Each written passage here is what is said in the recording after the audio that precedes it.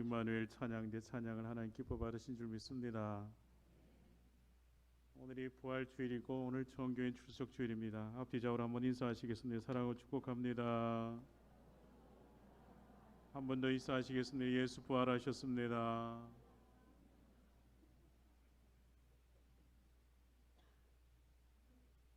복음의 핵심 중에 핵심이 부활신앙입니다. 여러분, 우리의 신앙에 있어서의 부활신앙을 가져야 합니다. 우리가 믿어야 하는 것 중에 가장 중요한 것이 부활신앙입니다. 부활신앙이 확실하면 어떤 상황에서도 믿음이 흔들리지 않을 것이며 영생을 확신하며 이 세상에서도 천국 백성으로 살아가게 되는 것입니다. 저와 여러분은 이 믿음의 고백이 확실해야 합니다. 예수 부활하셨습니다. 예수 부활하셨습니다. 천사가 여자들에게 말하여 이르되 너희는 무서워하지 말라. 십자가에 못 박히신 예수를 너희가 찾는 줄을 내가 아노라. 그가 여기 계시지 않고 그가 말씀하시던 대로 살아나셨느니라. 와서 그가 누우셨던 곳을 보라. 그가 여기 계시지 않고 그가 말씀하시던 대로 살아나셨느니라 말씀하십니다. 주님께서 부활하셨습니다. 예수님은 말씀하시던 대로 부활하신 줄 믿습니다. 여러분, 사도들은 성령의 충만함을 덧입어서 부활하신 예수 그리스도의 정언자가 되었습니다. 오직 성령이 너희 임하시면 너희가 권능을 받고 예루살렘과 온 유대와 사마리아와 땅 끝까지 이르러 내 정이 되리라 하신 그 말씀에 순종하여 끝까지 땅 끝을 향하여 나아갔으며 그 삶의 자리에서 정인된 삶을요, 예수 정인의 그 삶을 살았습니다. 예수 부활의 정인이 되었습니다. 사도 바울은 부활하신 예수님을 만나고 예수 부활을 말하는 자가 되었습니다. 고린도전서 15장의 사도 바울은 이렇게 증언하지 않습니까? 그리스도께서 다시 살아나신 일이 없으면 너희의 믿음도 헛되고 너희가 여전히 죄 가운데 있을 것이요 또한 그리스도 안에서 잠자는 자도 망하였으리니 만일 그리스도 안에서 우리가 바라는 것이 다만 이 세상의 삶뿐이면 모든 사람 가운데 우리가 더욱 불쌍한 자이리라. 그러나 이제 그리스도께서 죽은 자 가운데 다시 살아나사 잠자는 자들의 첫 열매가 되셨도다. 여러분, 우리에게 있어서 예수 부활이 왜 중요합니까? 예수님이 죽으시지 않으셨다면, 예수님이 죽은 후에 다시 살아나시지 않으셨다면 우리는 결코 하나님의 자녀로 구속함을 받을 수가 없었습니다. 예수님께서 십자가의 보혈을 흘려주셨기 때문에 우리는 예수 그리스도의 그 십자가의 보혈로 구속함을 받은 하나님의 백성이 되었습니다. 예수 부활이 없다면 우리가 고백하는 모든 것이 다 헛것이 되고 맙니다. 예수 부활이 없다면 수많은 복음 전도자의 그 말이 거짓 정언이 됩니다. 예수 부활이 없으면 무엇보다 우리의 믿음도 헛된 것이 되고 말 것입니다. 예수 부활이 없으면 우리가 믿는 자들이 세상에서 가장 불쌍한 사람이 될 겁니다. 수많은 복음의 정인들이 생명을 바치고 헌신하여 정언했던 그 이유가 있습니다. 예수 부활은 역사적 사실이기 때문입니다. 그의 생명을 바치고 그의 삶을 바치고 그의 인생을 주님께 바쳐서 예수 부활을 정언한 이유가 있습니다. 예수 부활은 역사적 사실이기 때문입니다. 부활하신 그리스도께서 내 삶을 변화시켰기 때문입니다. 바울이 고난을 받으면서도 예수 부활을 말하는 것은 예수 부활이 역사적 사실이기 때문이며 또한 부활하신 주님을 그가 만났기 때문입니다. 여러분, 사도 바울의 확신에 찬 고백이 이것입니다. 그러나 이제 그리스도께서 죽은 자 가운데서 다시 살아나사 잠자는 자들의 첫 열매가 되셨도다. 바울은 예수 부활이요, 이 부활 신앙이 확실했습니다. 예수 부활이요, 부활 신앙이 확실했습니다. 우리의 신앙도 확실해야 합니다. 저와 여러분의 신앙도 확실해 그해야 합니다. 오직 예수 부활이요, 부활 신앙인 줄 믿습니다. 우리의 신앙은 경험에 의해서 이루어진 것 아닙니다. 우리의 신앙은 믿음에서부터 시작된 것입니다. 우리의 신앙은 믿음에서부터 비롯된 것입니다. 우리의 신앙은 경험이 먼저가 아닙니다. 믿음이 먼저 있어야 경험하게 되는 것입니다. 요한복음 20장 31절 말씀에 오직 이것을 기록하면 너희로 예수께서 하나님의 아들 그리스도이심을 믿게 하리 하며 또 너희로 믿고 그 이름을 힘입어 생명을 얻게 하리 함이라 말씀하십니다. 여러분, 믿으셔야 합니다. 믿음으로 생명을 얻게 되는 것입니다. 세상 사람들은 경험을 중요시합니다. 세상 사람들은 체험을 중요하게 생각합니다. 그래서 경험하지 않고 체험하지 않으면 믿지 않으려고 합니다. 그러나 우리의 신앙에 있어서 경험에서 출발하는 것 아닙니다. 체험에서 출발하는 것 아닙니다. 오직 믿음에서부터 시작되어지는 겁니다. 믿음의 대상인 하나님께로부터 시작되어지는 것입니다. 지난 사순절 기간 동안 성경 필사에 많은 분들이 함께 동참하셨습니다. 사순절 40일 새벽 기도에도 많은 성도들이 새벽을 깨우며 함께 했습니다. 우리가 묵상하고 필사했던 그 성경 말씀에 세상 사람들이 믿지 못할 내용들이 참으로 많지 않습니까? 그러나 우리가 하나님의 창조와 섭리와 주관하심을 믿음으로 하나님의 그 역사하심을 경험하게 되는 것입니다. 우리가 믿음으로 나아갈 때 우리는 하나님의 은혜와 기적을 체험하게 되는 것입니다. 예수 부활을 믿음으로 죽음을 이기고 승리하신 주님께 영광을 돌릴 수 있고 우리는 하나님께 감사할 수 있는 자가 되는 것입니다.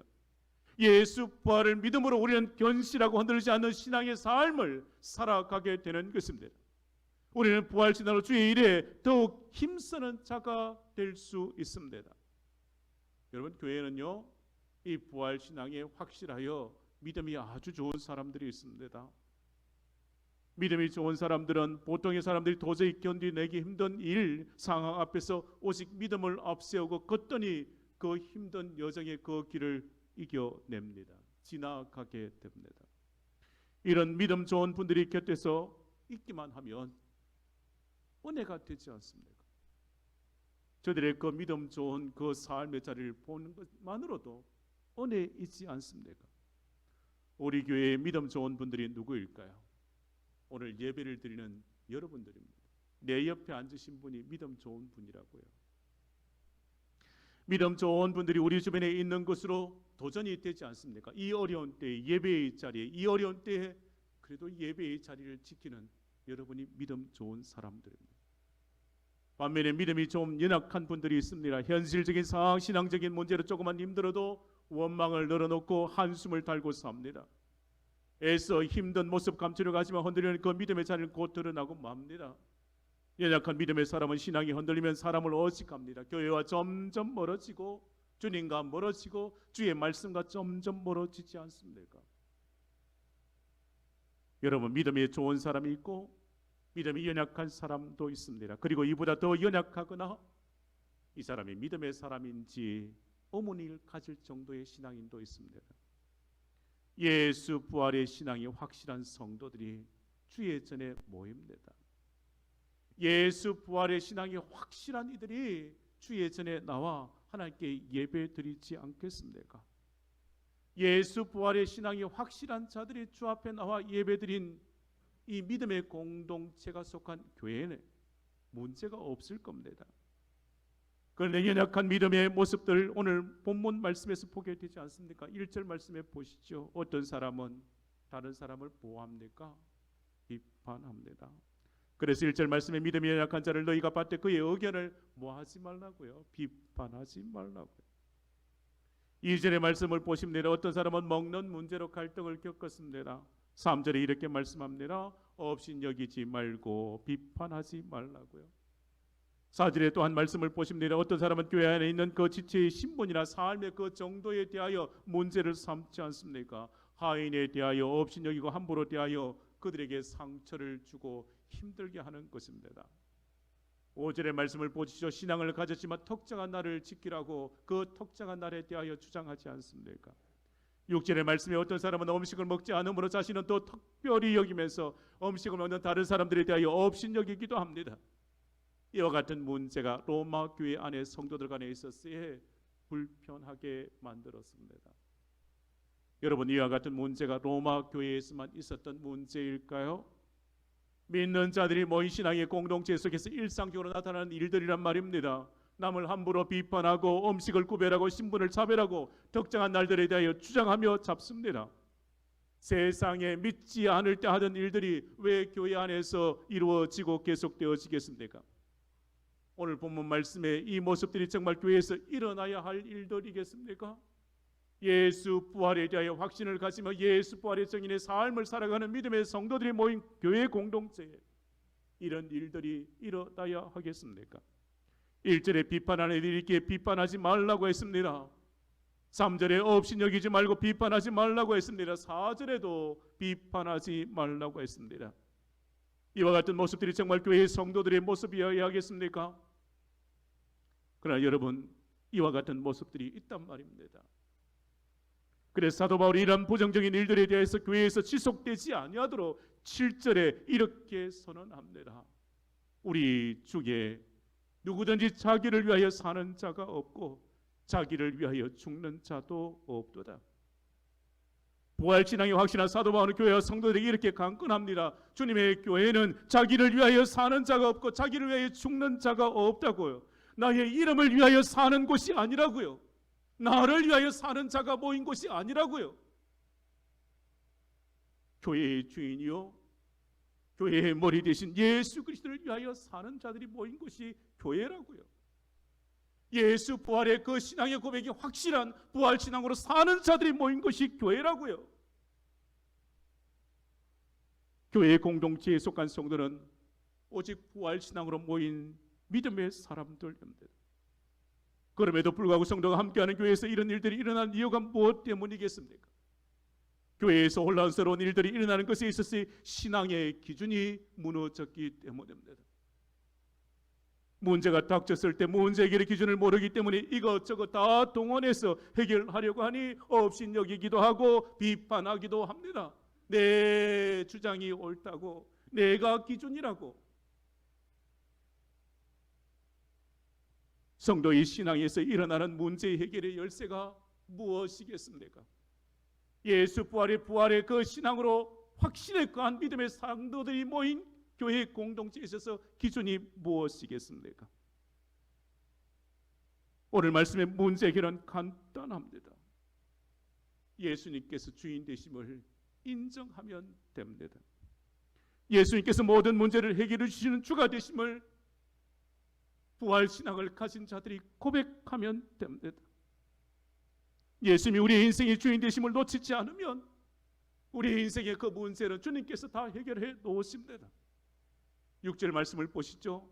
나를 중히 여기는 자도 주를 위하여 중히 여기고 먹는 자도 주를 위하여 먹으니 이는 하나님께 감사하며 먹지 않는 자도 주를 위하여 먹지 아니하며 하나님께 감사하느니라.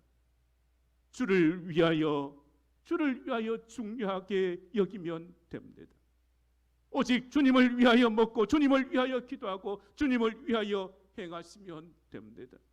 성도의 삶의 기준에 있어서의 그 삶의 기준은 예수 그리스도라는 말입니다. 부활신앙에 있어서 그 확신에 거한 믿음의 성도들이 모인 교회 공동체에 있어서 그 기준은 부활하신 예수 그리스도 중심이라는 겁니다. 사랑하는 여러분, 다시 한번 9절 말씀을 보시겠습니까? 이를 위하여 그리스도께서 죽었다가 다시 살아나셨으니 곧 죽은 자와 산 자의 주가 되려 하심이라 했습니다. 9절의 말씀은 더 명확하게 모든 문제 해결의 열쇠가 예수 그리스도이심을 우리에게 밝혀 드러냅니다. 이를 위하여 그리스도께서 죽었다가 다시 살아나셨으니 곧 죽은 자와 산 자의 주가 되려 하십니다. 9절의 말씀을 보시지요. 이를 위하여라고 하지 않았습니까? 이를 위하여 이것이 무엇이겠습니까? 우리의 삶의 자리에 일어나는 모든 문제들 있지 않겠습니까? 1절에서 계속하여 언급하고 있는 이 모든 문제들이요. 여러분, 사도 바울은 우리의 모든 문제 해결해 주시는 주님이 계심을, 우리의 삶의 모든 문제를 해결하여 주시기 위하여 주님께서 부활하셨음을, 이를 위하여 그리스도께서 죽었다가 다시 살아나셨느니라 말씀합니다. 예수님이 죽으신가 부활은 이를 위하여 곧 나의 모든 문제를 해결하기 위하여 주님께서 부활하셨습니다. 그러게 8절 말씀을 보시죠. 우리가 살아도 주를 위하여 살고 죽어도 주를 위하여 죽나니 그러므로 사나 죽으나 우리가 주의 것이로다 했습니다. 예수님의 부활은 우리를 주의 것으로 삼는 결정적인 사건입니다. 주의 고난과 죽음과 그리고 부활은 우리를 하나님의 자녀로 삼으신 사건입니다. 예수님의 소유가 이제는 되었기에 믿는 자의 무슨 일을 만나든지 걱정할 것이 없습니다. 사나 죽으나 주님만 붙들면 모든 문제 부활하신 주님께서 다 해결하실 줄 믿습니다. 주님께서 내 삶의 모든 문제를 해결하여 주시기에 부활하신 줄 믿습니다. 내 삶의 죄의 문제를, 내 삶의 죽음의 문제를 우리 주님께서 해결하여 주시는 줄 믿습니다. 삶의 모든 문제 우리 주님께서 다 맡아주시는 줄 믿습니다. 그래 성도는 오직 부활신앙으로 살아가시면 됩니다. 예수 그리스도를 주라 고백하는 믿음의 사람들이면 됩니다. 예수 그리스도를 주라 고백하는 성도들이면 이제 이 삶의 자리에서 멈추셔야 합니다. 그 비판을 멈추셔야 합니다. 그 업신여김에 대하여 멈추셔야 합니다. 10절의 말씀을 보시겠습니까? 내가 어찌하여 내 형제를 비판하느냐?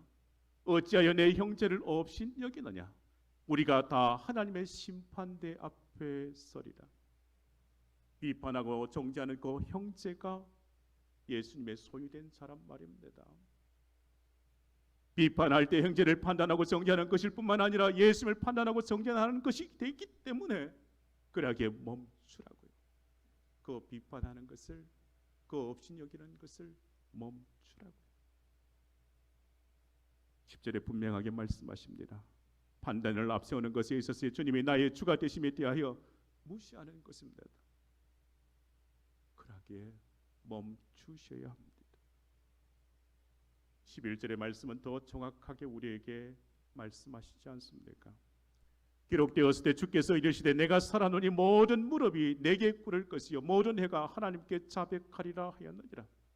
여호와가 하나님 되심을 알게 될 것이며 모든 해가 주를 찬송하게 될 것이라고. 그러하기에 예수 부활이 우연이 아니라고요. 세상을 이기고 승리하신 하나님의 그 놀라운 계획이요 믿는 자에게 주신 그 은혜이기에 모든 믿는 자들 주를 고백하고 주를 찬송할 수밖에 없다고. 사랑하는 성도 여러분, 주님의 부활하심이 우리의 삶의 모든 문제의 기준이 됐습니다. 주님의 부활이 있기에 주님의 소유된 백성들에게 있어서 더 이상 문제될 것 없습니다. 삶의 자리에 있어서 이것저것 행함에 있어서의 그 기준이 무엇이라고요? 예수 그리스도. 사랑하는 여러분, 부활의 신앙이 우리의 신앙이 되어야 합니다. 우리의 신앙은 예수 부활이요 부활의 신앙이 확실해야 합니다. 그렇다면 예수 부활을 믿는 자 어떻게 살아가야 하겠습니까? 부활의 신앙을 가진 성도는 세상의 방식을 따르지 않습니다.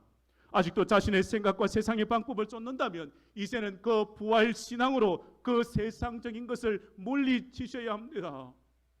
부활의 신앙으로 세상의 방법을 내려놓으시게. 부활 신앙은 세상 방법, 세상 기준 포기하고 예수 중심으로 돌아가고 주의 말씀 중심으로 돌아가고 주의 십자가 중심으로 돌아가는 것인 줄 믿습니다. 이제는 세상적인 방법, 세상적인 생각 내려놓아야 합니다. 이제는 멈춰야 합니다. 더 이상 세상을 따르는 그 방식을 멈춰야 합니다. 비판적인 그 생각을 버리고 업신여기고 정죄하는 것을 이제는 멈춰야 합니다. 우리의 신앙의 삶의 자리는 예수 부활이요 부활 신앙에 거하는 확신에 거하는 믿음이지 않습니까? 신앙생활에 있어서 나의 판단, 기준을 혼란스럽게 하는 것이 무엇입니까? 무엇을 먹을까, 무엇을 마실까 아직도 고민하십니까? 무엇이 더 소중하고 무엇이 더 귀한지 판단하지 못하고 머뭇거려야 하십니까? 사랑하는 성도 여러분, 주님을 생각하시면 됩니다. 부활하신 주님을 먼저 생각하시면 됩니다.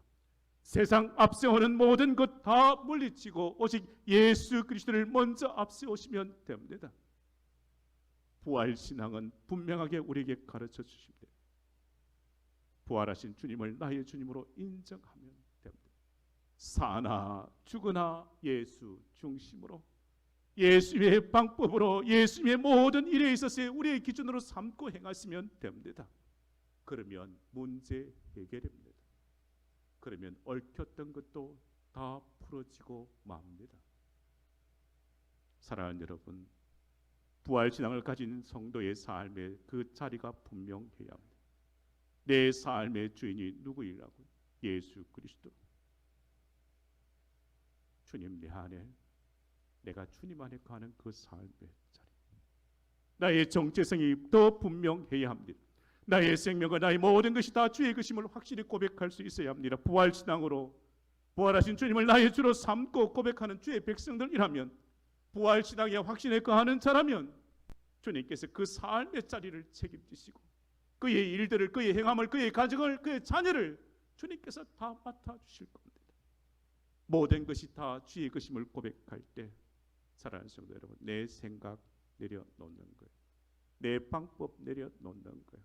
내 경험 내려놓는 거예요. 모든 것 부활하신 주님, 부활하신 예수 중심으로 살아가면 됩니다. 오늘 부활주일을 맞이하기까지 우리 성도님들 사순절 기도한 말씀으로 보냈지 않습니까? 40일에서 새벽기도 여정에 함께 하셨지 않습니까? 성경 필사에 있어서 고된 수고도 마다하지 않았지 않습니까? 우리는 사순절을 보내며 부활주일을 정교인 출석주일을 지키기 위해서 함께 준비했습니다. 왜 그렇습니까?